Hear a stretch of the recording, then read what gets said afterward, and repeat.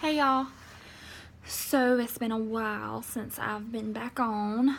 I've honestly been probably putting it off. I don't know. I've been trying to play it in my head of how and what I want to talk to you guys about. So I'm just gonna start talking and do it that way. God, look at my cheeks getting red. So first, I just want to talk about how I was raised, what I went through in my childhood. My mom was 16 when she had me, so she was super young. I always blame my name being spelled Lauran on the fact that she was 16 when she had me, but there's like an actual reason that it's learned. But anyways, so she had me at 16. My dad was 18. They were not married, but they ended up actually getting married. Let's see, I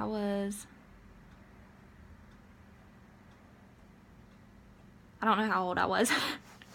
But they got married, and my sister was born, and then they divorced shortly after my sister was born.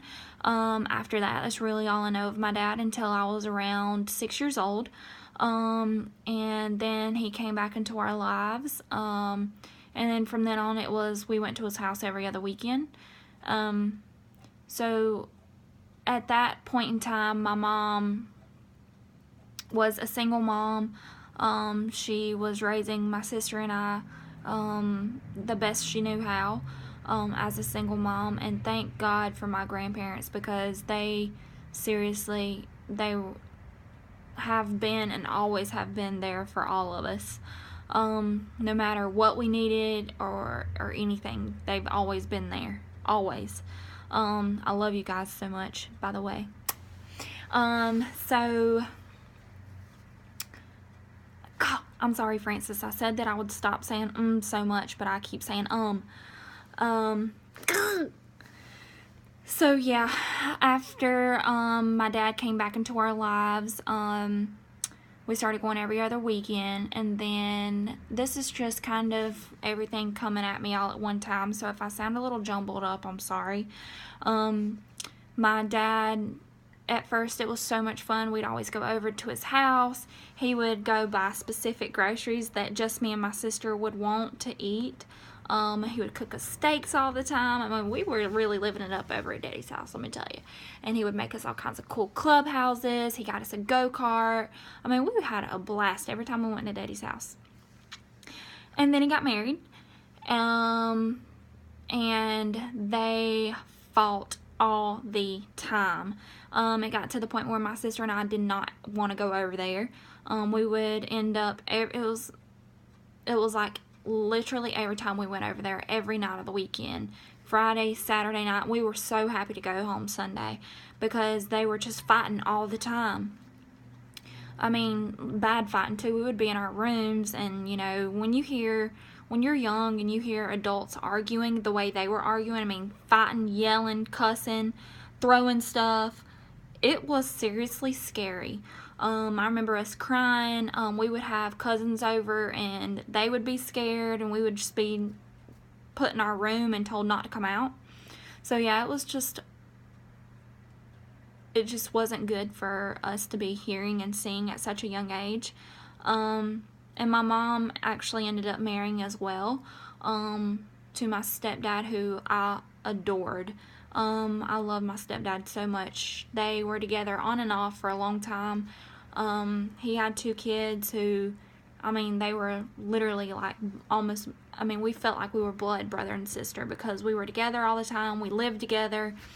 And then they got to where they were on and off, literally on and off. It felt like every other month we were moving in, moving out, moving in, moving out. So dealing with that, and going to my dad's house, and it was just chaotic. I didn't know that it wasn't normal at the time, but now looking back, and as a parent myself, I see that it's not normal.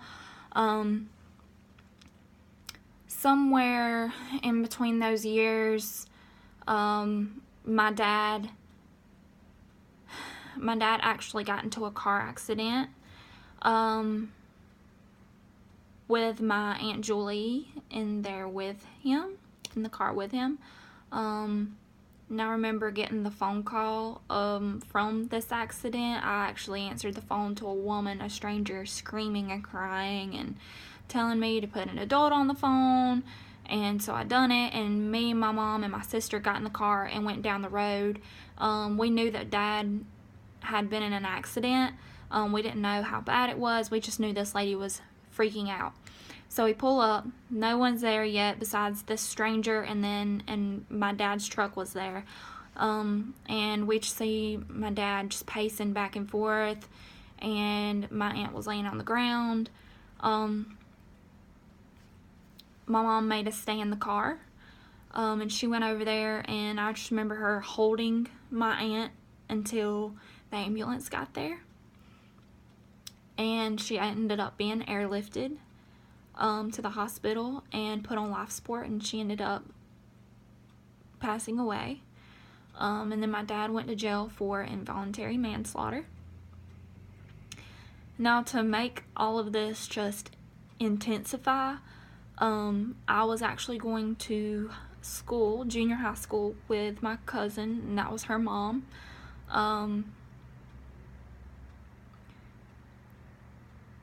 And I just felt like, even if it really actually was all in my head, I just felt like everyone was talking about me, about how my dad basically killed her mom in the car accident. I mean, and there was stuff in my dad's blood, so I started thinking, God, he did.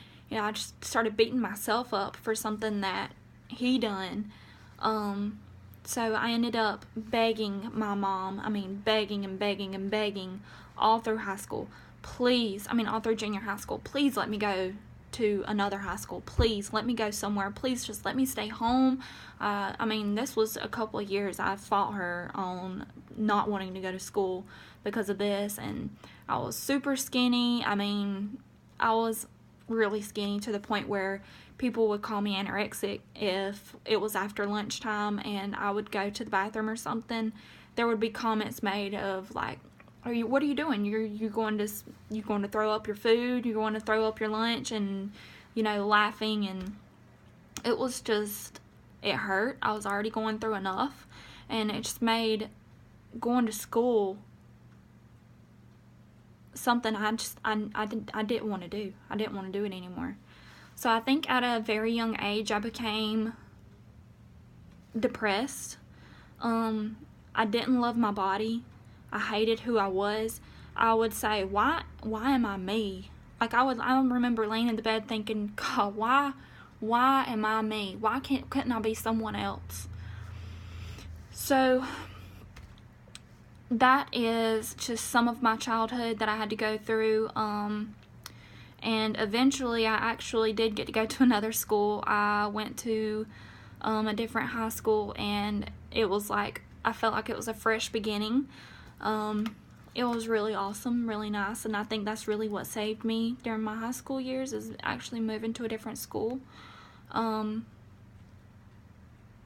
Yeah, so